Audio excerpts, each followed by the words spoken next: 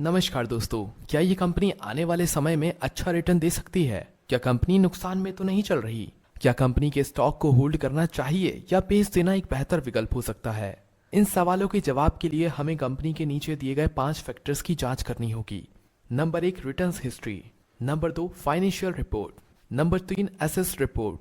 नंबर 4, dividend history. Number 5, share holding pattern.